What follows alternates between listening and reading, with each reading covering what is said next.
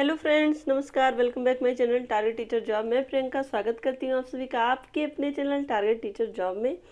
दोस्तों, आज हम बीएड प्रथम वर्ष प्रथम प्रश्न पत्र ज्ञान और पाठ्यक्रम के विषय में पढ़ेंगे और ये है आपका लेक्चर नंबर 20।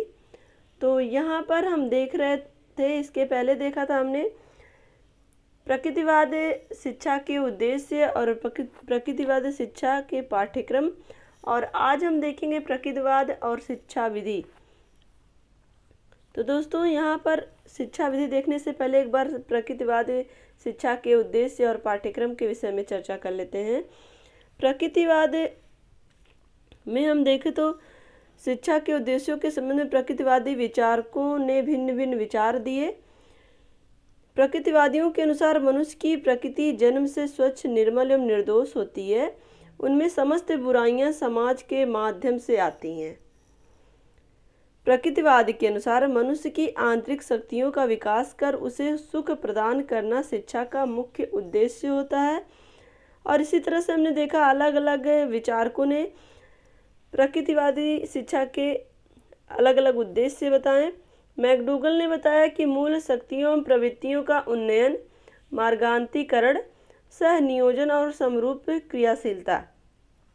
और इसी तरह से देखें तो हर्बर्ट स्पेंसर ने प्रकृतिवादी शिक्षा के उद्देश्य बताया आत्मरक्षा, जीवन की मौलिक आवश्यकताओं की पूर्ति, संतति पालन और सामाजिक एवं राजनीतिक संबंधों का निर्वाह, अवकाश का सदुपयोग।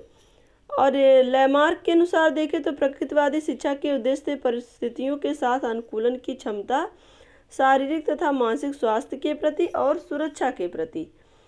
और इसी तरह से आगे हम देखें जो प्रकृतिवाद और पाठ्यक्रम के विषय में बताया गया, तो प्रकृतिवादी मानव को विषयों की अपेक्षा प्राकृतिक विषयों को अधिक महत्व देते हैं। तो यहाँ पर अगर हम बात करें पाठ्यक्रम की, तो जो प्रकृतिवादी थे वो मानव की विषयों की अपेक्षा प्राकृतिक विषयों को अधिक महत्व देते थे। या पाठ्यक्रम में भौतिक, रसायन, जैव, वनस्पति और प्रकृति विज्ञान को महत्वपूर्ण स्थान दिया गया। और इसके अतिरिक्त भाषा, गणित और इतिहास भी पाठ्यक्रम के महत्वपूर्ण विषय रहे। रूसो ने अपनी पुस्तक एमिल में शिक्षा का पाठ्यक्रम बालकों के आयु वर्ग के आधार पर निर्धारित किया। और वहीं अगर हम देखें तो स्पेंसर ने पाठ्यक्रम का आधार विज्ञान को माना। तो इस तरह से अलग अलग विचारकों ने पाठ्यक्रम का भी आधार अलग अलग माना और अलग अलग विचारकों ने शिक्षा के उद्देश्य थे जो प्रकृतिवादी शिक्षा के उद्देश्य, उन उद्देश्यों को भी अलग अलग माना। तो आज हम देखेंगे प्रकृतिवाद और शिक्षा विधि क्या थी उस समय की प्रकृतिवाद में। तो चलिए देखते हैं। प्रकृतिवाद प्राचीन एवं परंपरागत शिक्षण विधियों के पक्षधर नहीं थे। तो दोस्तों, यहाँ पर हम देखें प्रकृतिवाद में प्राचीन एवं परंपरागत शिक्षण विधियों के एक तरह से उनको आधार नहीं मानते थे। वो इससे हटकर करके सीखने तथा अनुभव क्रियाओं पर बल देते थे। यहाँ पर हम बात करें तो वो प्राचीन परंपराओं के आधार पर शिक्षण विधियों का प्रयोग नहीं करते थे, बल्कि उससे हटकर करके सीखने या अनुभव क्रियाओं पर बल देते थे। इनके बारे में रूसो की सलाह थी कि अपने छात्रों को मौखिक पाठ मत पढ़ाओ, उसे केवल अनुभव द्वारा सीखने दो। जब भी संभव हो आप कार्य द्वारा पढ़ाएं और शब्दों का सहारा तभी लें जब कार्य करना संभव ना हो। तो यहाँ पर हम देखें रूसो एक तरह से अनुभव के द्वारा सीखने पर बल दे रहे हैं। और यहाँ पर बात करें तो वो कह रहे हैं कि आप कार्य द्वारा पढ़ाएं और शब्दों का सहारा तभी लें जब कार्य करना संभव ना हो। कहने का तात्पर्य है कि करके सीखने और अनुभव क्रियाओं पर बल दे रहे हैं यहाँ पर रूसो। प्रकृतिवाद ने शिक्षा के क्षेत्र में नवीन शिक्षण विधियों का प्रयोग करना आरंभ किया। तो यहाँ पर हम क्या देख रहे हैं, जो प्रकृतिवाद है वो शिक्षा के क्षेत्र में नवीन शिक्षण विधियों का प्रयोग करना, मतलब करके सीखना और अनुभव के द्वारा सीखने पर अधिक बल दिया। ये विधियाँ निम्नलिखित थी। तो इनमें क्या क्या विधियाँ थी, आगे चलते हैं हम। स्व अनुभव विधि, खुद का अनुभव। यहाँ पे प्रकृतिवाद विचारकों ने स्व अनुभव द्वारा सीखने पर विशेष बल दिया है। रूसो का कथन है कि बालक को शाब्दिक पाठ मत पढ़ाओ, बल्कि उसे वास्तविक अनुभव के द्वारा सीखने दिया जाए। तो यहाँ पर हम देखें, रूसो का कथन है कि बालक को शाब्दिक पाठ मत पढ़ाओ, बल्कि उसको वास्तविक अनुभव के द्वारा सीखने दिया जाए। उनका कहना है कि बालकों को पुस्तक के घेर देने के बजाय ऐसी प्राकृतिक परिस्थितियों से घेरना चाहिए जिससे वे स्वयं ज्ञान प्राप्त कर सकें। एक तरह से रूसो जो प्रकृतिवादी विचारक हैं, उनका कहना है कि बालक को पुस्तक से घेर देने के बजाय ऐसी प्राकृतिक परिस्थितियों का घेरना चाहिए जिससे कि वे स्वयं ज्ञान प्राप्त कर सकें। यहाँ पर स्व अनुभव विधि से ज्ञान प्राप्त करने की बात रूसो कह रहे हैं। उसके बाद है क्रिया द्वारा सीखना। प्रकृतिवादी क्रिया द्वारा सीखने पर अधिक बल देते हैं। इनके अनुसार इस प्रकार से सीखने से बालक में रुचि उत्पन्न होती है। रुचि के कारण बालक जो भी सीखता है वह अच्छी तरह से सीखता है। तो दोस्तों, यहाँ पर क्रिया के द्वारा सीखने पे बालक उस कार्य में रुचि रखता है और रुचि के माध्यम से वो जो सीखता है वो उसे अच्छी तरह से याद हो जाता है या अच्छी तरह से उस चीज़ को वो सीख पाता है। उनका कहना है कि बालक में क्रियात्मकता का गुण प्रकृतिजन्य है, अतः इस प्रकार का सीखना उसके प्रकृति के अनुकूल होता है। तो दोस्तों, यहाँ पर बात करें हम तो रूसो का कहना है कि जो बालक है उसके अंदर क्रियात्मक गुण होते हैं और वो अपनी प्रकृति के अनुकूल ही ये सारी चीज़ें सीखता है। तो ये हो गया आपका क्रिया द्वारा सीखना। इसके पहले हम क्या देखें, स्व अनुभव विधि। अब क्रिया विधि। नेक्स्ट हम देखेंगे खेल विधि। तो दोस्तों, यहाँ पर आप देखेंगे स्व अनुभव के द्वारा और स्वयं से सीखने की बात और कार्य करके सीखने की बात कही जा रही है। कहने का तात्पर्य यह है कि यहाँ पर कुछ भी रटने की बात नहीं की जा रही, ना शब्द ज्ञान की बात की जा रही है, बल्कि क्रिया के द्वारा सीखने की बात कही जा रही है। तो नेक्स्ट हम देखें खेल विधि। प्रकृतिवादियों के अनुसार खेल एक क्रिया तथा रचनात्मक प्रवृत्ति है जो स्वाभाविकता, स्वतंत्रता एवं आनंद के लक्षणों द्वारा ही प्रतीत की जाती है। यहाँ पर देखें तो जो प्रकृतिवादियों यानी कि प्रकृतिवादी जो विचारक थे, उनका कहना है कि खेल के द्वारा सीखना या क्रिया फिर रचनात्मक प्रवृत्तियों के द्वारा जो स्वाभाविकता से और स्वतंत्रता आनंद के लक्षणों द्वारा जो भी क्रिया बालक करता है वो उसके लिए अधिगम या सीखने का सबसे उत्तम साधन होता है। खेल विधि से शिक्षा अविधिक साधनों में भी पाई जाती है। एक तरह से शैक्षिक भ्रमण, स्काउटिंग, शिक्षा समितियां, प्रोजेक्ट, यहाँ पर हम देखेंगे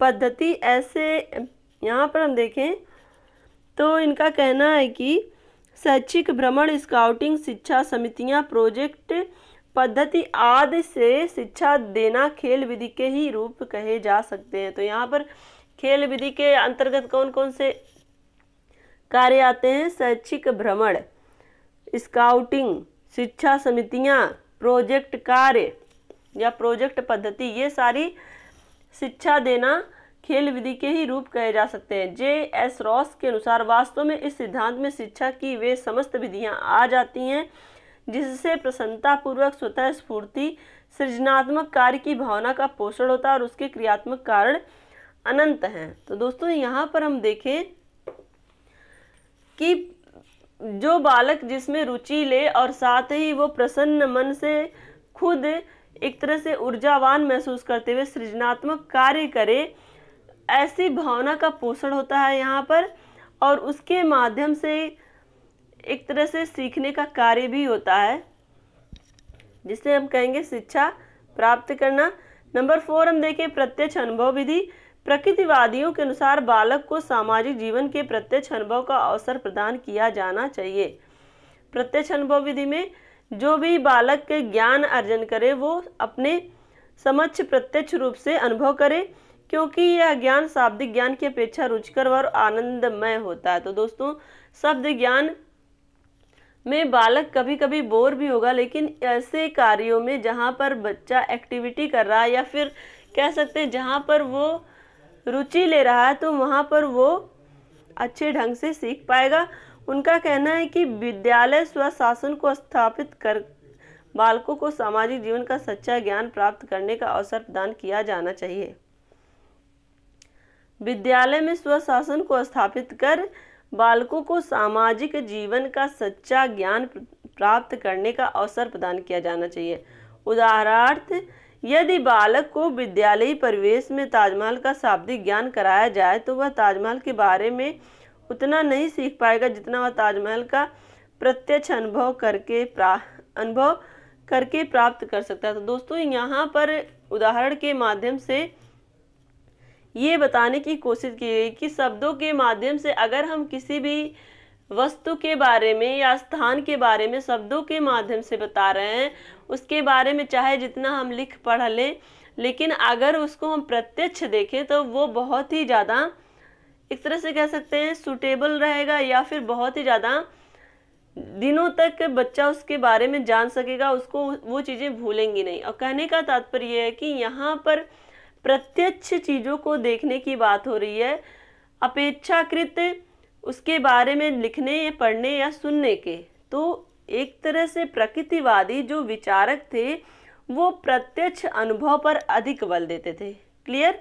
अब हम चलते हैं नंबर, यहाँ पर अब नंबर्स ख़त्म हो गए हैं, केवल आगे डिटेलिंग ही है। तो यहाँ पर हमने क्या क्या देखा, स्व अनुभव विधि, क्रिया द्वारा सीखना, खेल विधि और प्रत्यक्ष अनुभव विधि। सब में आप देखेंगे तो एक तरह से स्व अनुभव में क्या है, वो भी उसका खुद का अनुभव जो उसने एक तरह से खेल विधि के माध्यम से या प्रत्यक्ष अनुभव के माध्यम से अनुभव किया होगा। तो स्व अनुभव विधि भी उसमें आ गई, और क्रिया विधि द्वारा सीखना या खेल विधि द्वारा सीखना या प्रत्यक्ष अनुभव के द्वारा सीखना, सब में वो एक तरह से रचनात्मक या सृजनात्मक कार्य के माध्यम से ही सीख रहा है। तो कहीं ना कहीं यहाँ पर करके सीखने की बात पर जोर दिया जा रहा है। तो इस तरह से हम आगे देखते हैं, यह सभी विधियां बालक की व्यक्तिगत भिन्नता पर आधारित है। तो दोस्तों यहाँ पर क्या, ये जितनी भी विधि हमने देखा, अनुभव विधि या फिर क्रिया द्वारा सीखना या खेल विधि या प्रत्यक्ष अनुभव विधि, ये हर बालक की विभिन्नता, एक तरह से कह सकते हैं व्यक्तिगत भिन्नता पर आधारित होती है। किसी बालक में जो भी व्यक्तिगत भिन्नताएं हर बालक में अलग अलग होती हैं और हर बालक की कैपेसिटी अलग अलग होती है। तो एक तरह से हम कह सकते हैं कि बालक की व्यक्तिगत भिन्नता के आधार पर ही बालक अधिगम करेगा। इन विधियों द्वारा बालक अपने रुचि, रुझान, आवश्यकता, मनोवृत्ति आदि के द्वारा ज्ञान प्राप्त करता है। क्लियर। तथा अनुभव द्वारा प्राप्त ज्ञान को संचित करता है। तो दोस्तों यहाँ पर हम देखें कि अनुभव के माध्यम से बालक जो भी ज्ञान संचित करता है वो अनुभव उसे, जो उसका पूर्व ज्ञान एक तरह से हम कह सकते हैं, वो अपने पूर्व ज्ञान से नवीन ज्ञान को जोड़ रहा है।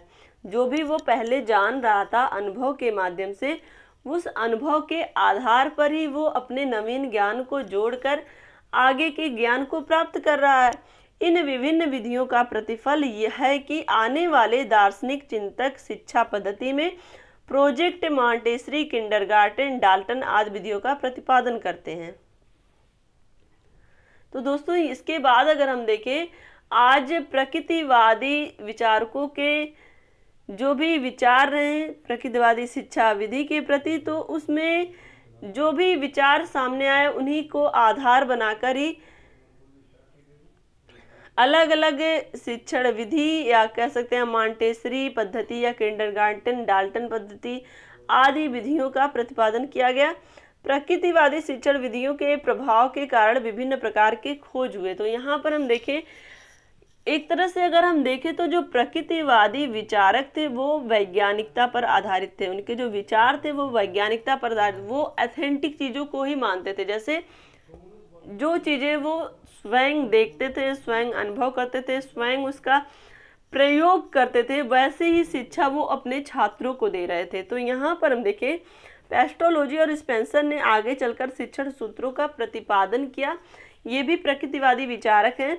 जिनका प्रयोग वर्तमान समय में शिक्षा कार्य एवं शिक्षण कार्य एवं प्रशिक्षण विद्यालयों में किया जा रहा है। तो दोस्तों देखिए, यहाँ पर चूंकि ये वैज्ञानिकता पर आधारित थे, इनके जो भी शिक्षण विधियाँ थी, तो इनका प्रयोग आज भी निरंतर हो रहा है, इनकी शिक्षण विधियों का प्रयोग। स्पेंसर के अनुसार शिक्षक को शिक्षण कार्य करते समय निम्न क्रम में चलना चाहिए। तो स्पेंसर के अनुसार शिक्षक जो कि शिक्षण कार्य कर रहा है, उनके अनुसार एक शिक्षक को निम्न क्रम में चलना चाहिए। कौन कौन से? सरल से जटिल की ओर। यहाँ पे सरल से जटिल की ओर स्पेंसर महोदय का कथन है कि एक शिक्षक को अपने शिक्षण कार्य में निम्न क्रम का प्रयोग करना चाहिए, जैसे सरल से जटिल की ओर, ज्ञात से अज्ञात की ओर, मूर्त से अमूर्त की ओर, स्थूल से सूक्ष्म की ओर, निश्चित से अनिश्चित की ओर और सामान्य से विशिष्ट की ओर। ये देखिए दोस्तों, ये सब शिक्षण विधियां ही हैं। एक तरह से सरल से जटिल की ओर चलने पे बच्चा आसान चीज़ों से कठिन चीज़ों की तरफ बढ़ता है। ज्ञात से अज्ञात की ओर, जो चीज़ें उसे पता होती हैं उससे उसी को आधार बनाकर जो चीज़ें उसे नहीं पता होती उस तरफ बढ़ता है, एक शिक्षक के माध्यम से ही। ऐसा थोड़ी ना कि वो सारी चीज़ें खुद जान जाएगा, वो अपने शिक्षक के माध्यम से शिक्षक अपनी इन शिक्षण विधियों का प्रयोग करके ज्ञात से अज्ञात की तरफ बढ़ता है और छात्रों को अधिगम कराता है। मूर्त से अमूर्त की ओर, जो चीज़ें उसको दिखाई दे रही हैं वहाँ से जो चीज़ें उसको नहीं दिखाई दे रही हैं वहाँ तक ले जाता है शिक्षक अपने शिक्षण विधि के माध्यम से। स्थूल से सूक्ष्म की ओर, बड़ी चीज़ों से बिल्कुल उसके एक तरह से उसको डिफाइन करना, किसी बड़े चीज़ को पकड़ के उसको छोटी छोटी चीज़ों के बारे में बताना। जैसे बच्चों को, अगर एक छोटी क्लास का बच्चा, तो सबसे पहले उसको आम का पेड़ दिखाया गया, फिर उसके बाद उस आम के पेड़ के बाद उसकी पत्ती, उसकी टहनी, उसके बीज, उसके फल, ये सारी चीज़ें अलग अलग डिफाइन करना, अलग अलग एक तरह से कर सकते हैं, उसके हर चीज़ के बारे में क्लियरली बताना। सेम यही कंडीशन आगे हम देखेंगे निश्चित से अनिश्चित की ओर और आगे सामान्य से विशिष्ट की ओर। तो इस तरह से अलग अलग शिक्षण विधियों का प्रयोग करके एक शिक्षक अपने शिक्षण कार्य को प्रभावशाली बना सकता है। ये सारे शिक्षण विधियाँ एक तरह से हम कह सकते हैं हर्बर्ट महोदय के अनुसार, जो कि एक प्रकृतिवादी विचारक हैं, इन्होंने ही ये सारे शिक्षण विधियाँ एक शिक्षक को कहा कि इस विधि के आधार पर एक शिक्षक अगर कार्य करता है तो वो अपने शिक्षण कार्य को प्रभावशाली भी बनाएगा, साथ ही उसके जो छात्र हैं सही ढंग से अधिगम कर पाएंगे। क्लियर? अब हम देखते हैं इसके अतिरिक्त बालक की प्रकृति एवं विकास के अनुसार 3 सिद्धांत बताए गए। तो यहाँ पर देखें शिक्षक ने शिक्षण विधियों का किस तरह से प्रयोग किया, और अब देखते हैं बालक की प्रकृति, चूँकि व्यक्तिगत भिन्नता के आधार पर उनकी प्रकृति भी भिन्न होगी, तो उनकी प्रकृति एवं विकास के अनुसार 3 सिद्धांत बताए उन्होंने। वृद्धि का सिद्धांत, क्रियाशीलता का सिद्धांत और व्यक्तिकरण का सिद्धांत। प्रत्येक बालक अपनी शक्ति एवं प्रकृति के अनुसार वृद्धि एवं विकास करता है, शिक्षा उसी के अनुरूप बढ़ने की प्रक्रिया है। दोस्तों यहाँ पर हम बात करें तो प्रत्येक बालक व्यक्तिगत रूप से भिन्न है, तो वो अपनी व्यक्तिगत भिन्नता के आधार पर ही अपना वृद्धि और विकास करता है, और शिक्षा भी उसी के अनुरूप बढ़ने की प्रक्रिया है। शिक्षा भी जिस तरह से बालक व्यक्ति के आधार पर भिन्नता होती है, उसी तरह से उसकी शिक्षा में भी एक शिक्षक अपने शिक्षण विधियों के माध्यम से उसे समझाने का प्रयास करता है उसकी व्यक्तिगत भिन्नता के आधार पर। आगे हम देखें, व्यक्तिगता को सामाजिक परिस्थिति के अनुसार विकास करने दिया ताकि बालक को स्वतंत्र और स्वाभाविक विकास हो सके। तो यहाँ पर हम देखें एक शिक्षक जो प्रकृतिवादी विचारक हैं उनके अनुसार एक शिक्षक व्यक्तिगत भिन्नता के आधार पर अपने शिक्षण विधियों के माध्यम से अपने छात्रों को ज्ञान अर्जन कराए, जिससे उनका स्वतंत्र रूप से व्यक्तिगत विकास हो पाए, उनकी वृद्धि हो पाए और व्यक्तिगत विकास हो पाए। तो यहाँ पर हम आगे देखते हैं, इस प्रकार प्रकृतिवादियों ने महत्वपूर्ण शिक्षण विधियों एवं पद्धतियों को जन्म दिया। तो दोस्तों इस तरह से हम देखें, ये जो शिक्षण विधियां आज हम यूज करते हैं अपने शिक्षण कार्य में, वो प्रकृतिवादी विचारकों ने अपने शिक्षण विधि के माध्यम से एक तरह से शिक्षकों को प्रदान किया कि ये शिक्षक अपने शिक्षण विधि को इस तरह से यूज करें जिससे कि उनका शिक्षण कार्य भी प्रभावशाली बनेगा और वो व्यक्तिगत भिन्नता के आधार पर अपने छात्रों को अधिगम करा पाएंगे। तो ये उनकी बहुत बड़ी देन है। ये विधियां अनियंत्रित स्वतंत्रता के वातावरण में बालक को स्व शिक्षा, आत्म प्रदर्शन, रचनात्मक कार्य और संगठित विकास का अवसर प्रदान करती हैं। तो यहाँ पर हम देखें दोस्तों, ये जो शिक्षण विधियां प्रकृतिवादी विचारकों के द्वारा शिक्षकों को प्रदान की गई, ये शिक्षण विधियां छात्रों को अनियंत्रित स्वतंत्रता के वातावरण में, अनियंत्रण जिस पर कोई भी नियंत्रण ना हो, ऐसा वातावरण उपलब्ध कराना अपने छात्रों के लिए और उन वातावरण में छात्रों को स्व शिक्षा यानी कि खुद से अनुभव के माध्यम से शिक्षा देना और साथ ही आत्म प्रदर्शन और रचनात्मक कार्य करते हुए संगठित विकास का अवसर प्रदान करना, ये प्रकृतिवादी विचारकों की ही देन है कि आज एक बालक अपने स्व अनुभव के माध्यम से स्वतंत्र रूप से शिक्षा ग्रहण कर सकता है, अगर साथ ही एक शिक्षक के मार्गदर्शन में और शिक्षक के निर्देशानुसार वो अपने कार्य को अपने शिक्षक के समक्ष रख सकता है। जो भी उसने रचनात्मक कार्य किया उसको और आगे प्रोत्साहन मिलता है एक शिक्षक के द्वारा। तो ये सारी चीज़ें प्रकृतिवादी विचारकों की शिक्षा विधि थी, जिसके माध्यम से बाद में हम देखें यहाँ पर प्रोजेक्ट विधि, मॉन्टेसरी विधि का, किंडरगार्टन पद्धति और डाल्टन पद्धति, इन विधियों का भी विकास हुआ। तो दोस्तों आज के लिए बस इतना ही। अगर ये वीडियो आपको अच्छी लगी है तो एक लाइक करिएगा, अपने दोस्तों के साथ शेयर करिएगा और अगर चैनल पर नए हैं तो प्लीज़ चैनल को सब्सक्राइब भी कर लीजिएगा। हम आपके लिए डेली नई नई वीडियोज़ लाते रहते हैं और आपका भी दायित्व है कि आप हमारे लिए थोड़ा सा सपोर्ट करें। इसी तरह से पढ़ते रहिए, खुश रहिए, अपना भी ख्याल रखिए, अपनों का भी ख्याल रखिए और स्वच्छता बनाए रखिए। हमसे जुड़ने के लिए थैंक यू सो मच। जय हिंद।